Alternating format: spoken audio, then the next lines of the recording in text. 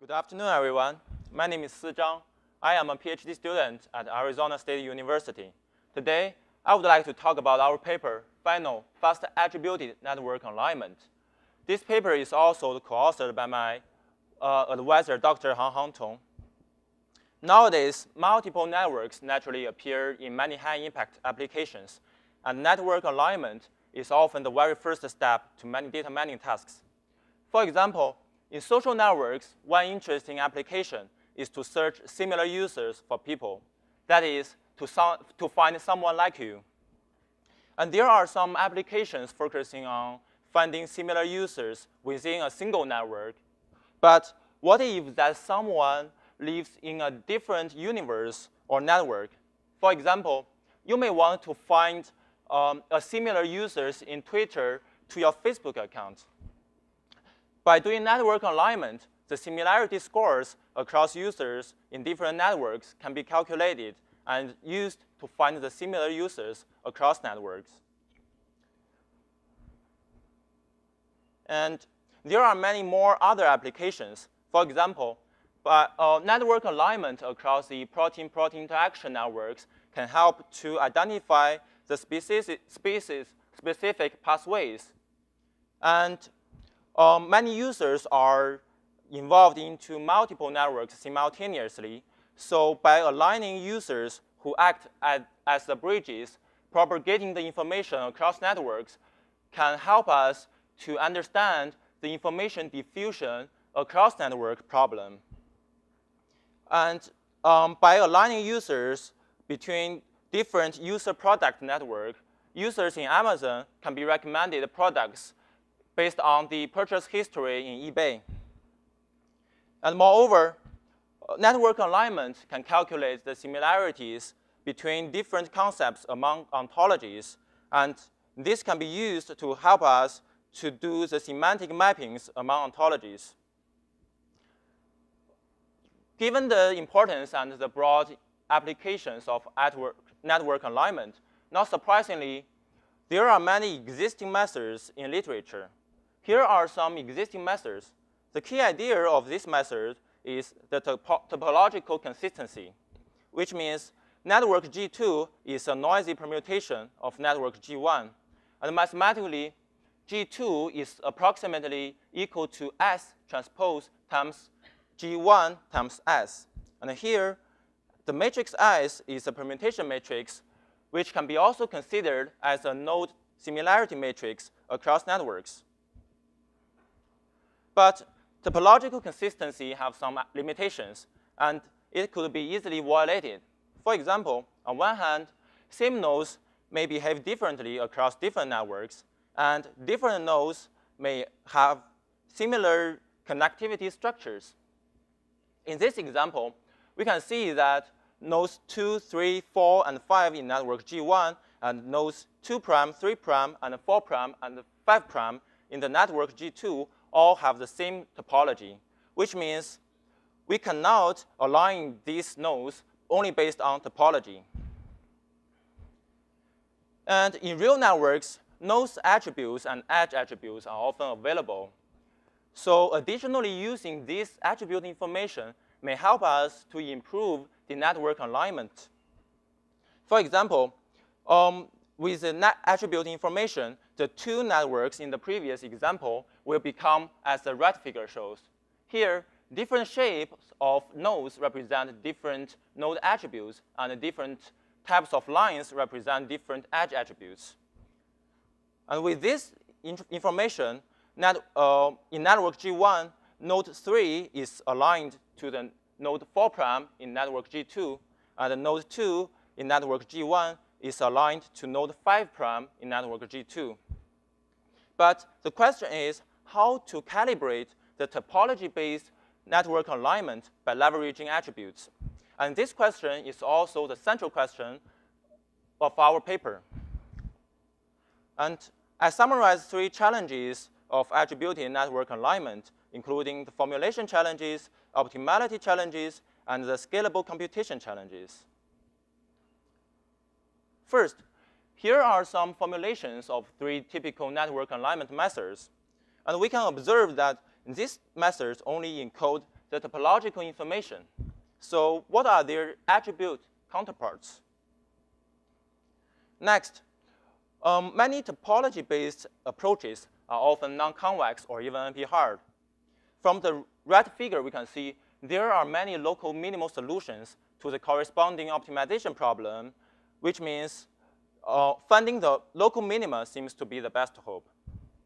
And besides, in order to incorporate the attribute information, we may need to add some additional constraints or terms which may further complicate the optimization problem.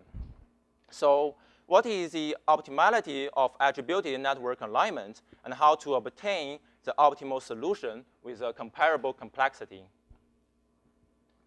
Third, the challenge of scalable computation. Most existing methods have an O of mn time complexity, and here the m is the number of edges and n is the number of nodes. This time complexity is not that scalable to large-scale networks. And besides, in practice, the best empirical scalability is near linear. So how to scale up the attributed network alignment? Moreover, there are some applications of partial alignment. For example, we may want to find similar users in Twitter for a given user in Facebook. And we name this problem as the on-query network alignment problem in our paper. To solve this problem, it's unnecessary and also impractical to solve the full network alignment problem. So how to speed up on-query network alignment without solving the full alignment problem is still an open question. Given these three challenges, the question is how we address them. Next, I will introduce how we formulate our problem. Here is the definition of full attributed network alignment. The attributed networks in our paper are defined as a tuple with A as the adjacency matrix, N as the node attribute matrix, E as the edge attribute matrix. Given these two attributed networks and an optional prior alignment preference matrix H, we want to find the alignment matrix S, which can be also considered as a node similarity matrix across networks.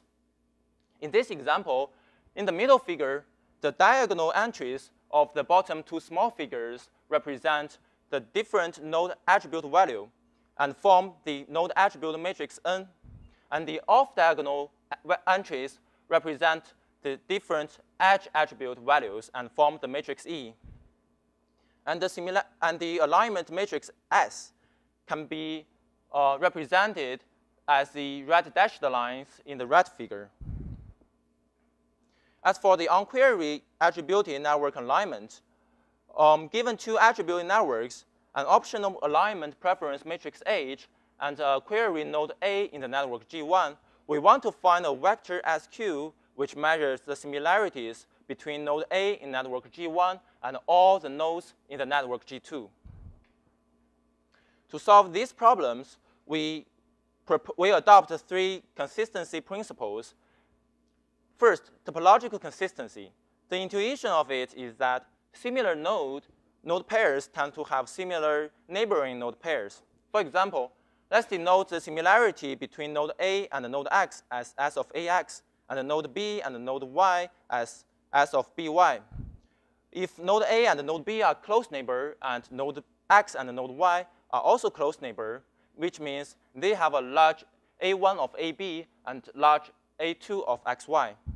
Then we want the difference between the two differences to be small. And mathematically, we formulate it as the following minimization problem. Second, node attribute consistency. The intuition is that similar node pairs are likely to have the same node attributes. For example, if node A and node X are similar, then we say node A and node X are likely to have the same node attributes. And mathematically, we formulate it as only when node A and node X have the same attribute, and node B and node Y also have the same attribute, we do the minimization. Third, edge attribute consistency. The intuition is that similar node pairs are likely to connect to their similar neighbor pairs through the same edge attributes.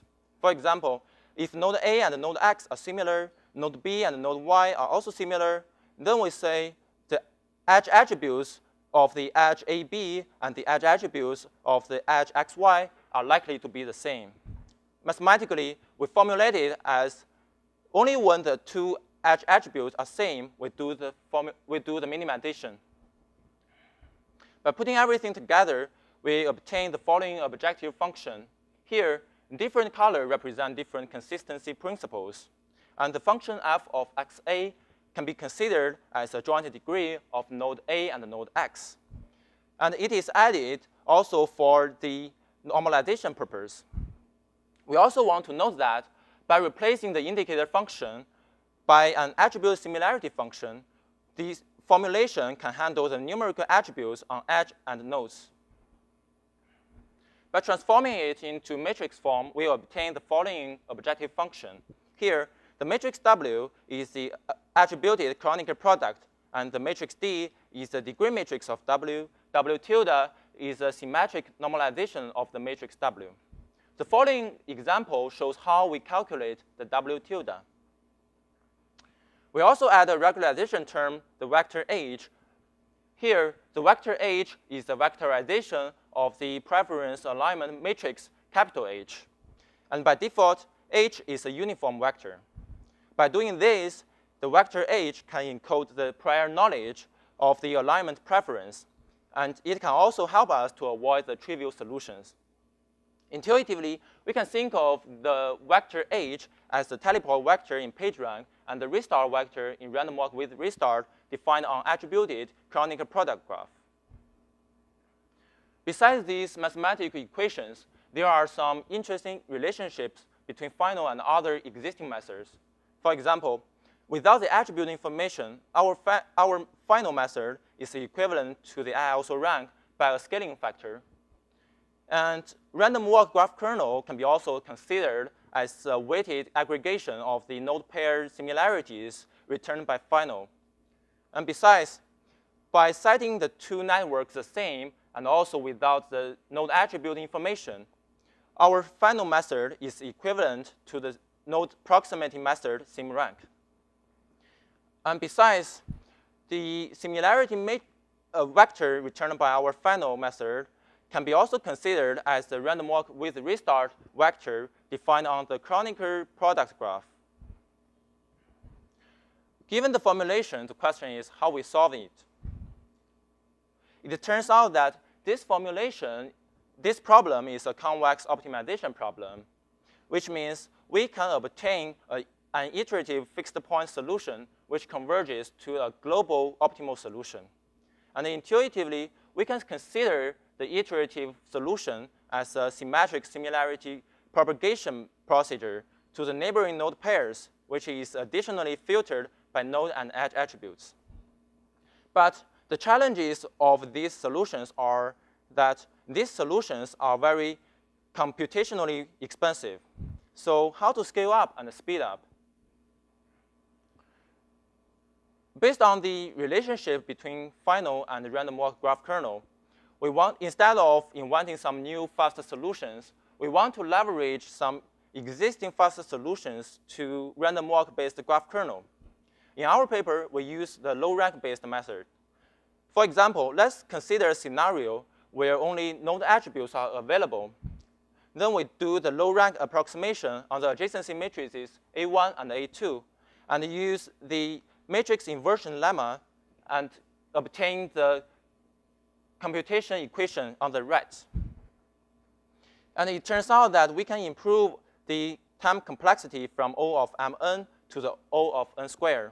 But it is still quadratic, so can we do better? Recall that on-query alignment problem is to find the similar users in one network for a given user in another network. So to solve this problem, we observe that we only need one column or one segment of the similarity matrix S. So to solve this problem, the key idea is to use the low-rank approximation, which is the same as what we did on the fast full alignment problem. And we also relaxed the joint degree matrix. And the following are the computation equations, which I will not go through the details. But consequently, the time complexity is improved to linear. And next, I will show some of the results of our methods. Here are the data sets we used for our experiments. And we evaluate our experiments on effectiveness and efficiency. And the following table shows the baseline methods. First, let's take a look at the effectiveness result. These two figures shows our robustness result based on the two types of noise. The x-axis shows the noise level, and the y-axis is the alignment accuracy. And from the two figures, we can see that our final method outperforms other baseline methods, and thus attribute information can help to improve the network alignment. And next, the quality-speed balance of our final method. Here, the x-axis is the running time, and the y-axis is the alignment accuracy. From these two graphs, we can see that final can gain a better quality-speed balance. Next, this is the scalability result of our final N+. The x-axis is the number of nodes, and y-axis is the running time. From this graph, we can see that final N+ has a quadratic time complexity with respect to the number of nodes n, which is also consistent to our complexity analysis. This is the quality-speed result of final on-query. The x-axis is the running time in logarithm scale, and the y-axis shows the relative accuracy. We observe that final on-query can preserve around 90% relative accuracy to the result returned by final N, but it is more than 100 times faster. Next, this is the result of the scalability of final on-query. From these two figures, we can see that final on-query has a linear time complexity, which is also consistent to our complexity analysis. To summarize, the goal of our paper is to solve the attributed network alignment problem, and we address 3 challenges. And by our experimental results, we show that our method final can gain up to a 30% improvement, and the final on-query can gain a linear time complexity. Thanks for your listening. That's it. Thanks.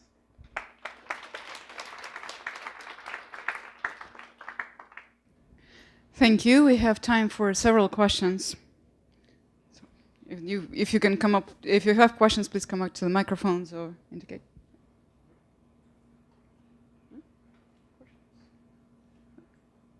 Questions? Okay. So, there's a question over there.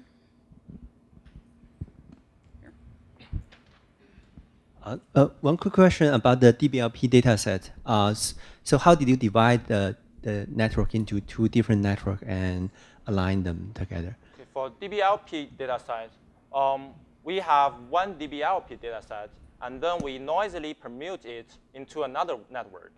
And based on the permutation matrix, we can easily obtain the ground truth between which node in network G1 is aligned to which node in network G2. I have a question. So you've shown a couple of results of robustness, but let's say I have errors in my attributes. Yes. How robust is your algorithm to errors in the attributes themselves? And a related one, if my network is only partially attributed, and then can it still deal with the partially attributed networks? And does it monotonically improve if I increase the number of nodes that have attributes? Yeah, this is a very good question. So in our paper, we only focus on 2 types of noise. That is the noise on the permutation matrix and the noise on the preference matrix H. Mm-hmm. But we do have some experiments on the noise of label. And yeah, of course, if we have noise on the label, the results the effectiveness will decrease. That's for sure. Yeah, but we didn't contain it in our paper. Any other questions? Okay.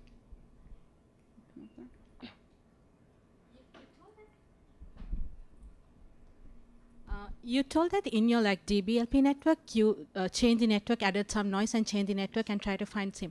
Did you try it with some 2 different networks, like Facebook Yes, network? yes. Or okay. How was the results in that case?